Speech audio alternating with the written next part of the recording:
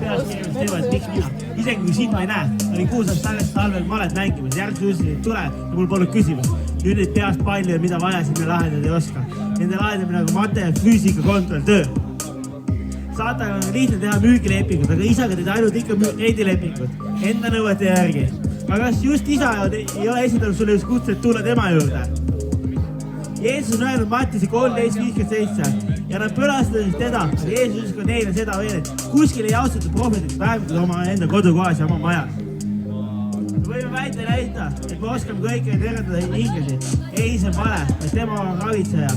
Meil, kella ja tiksume enne tema tulekut. Mõtleme, vaatame, mis teeme, meil on usukilp olemas. Usume õige kõik Jumala sõjavarustus, mis ta meile on andnud. Lihtsalt õppime seda kasutama ja murrame müügilepingu. Ja sama ka teeme rendilepinguga. Ja pühendame oma elud Jeesusele.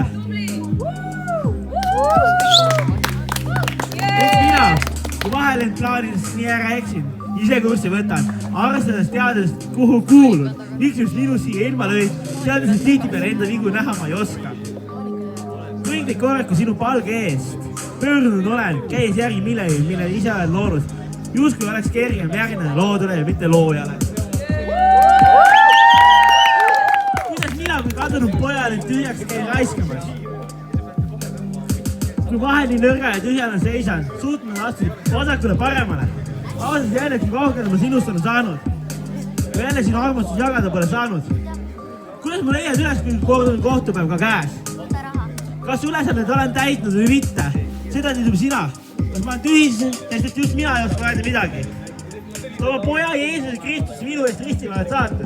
Seal ta suri ja tõusis üles. Päästad mind ka minu enesest. Truumid üleks sinule ja aus samamoodi. Ilma Jumalata oleme me mustad ja selgelt me ei näe. Aga issand, et kõige loojad lumest valgemaks meid peseb. Kui tema ette tuleb palve, tuleb ka tema meie palveid. Kui sügavõigus tõusen, saan ka oma abi käe ja ütlen, kallis taeva isa, aita ja õnnista meid.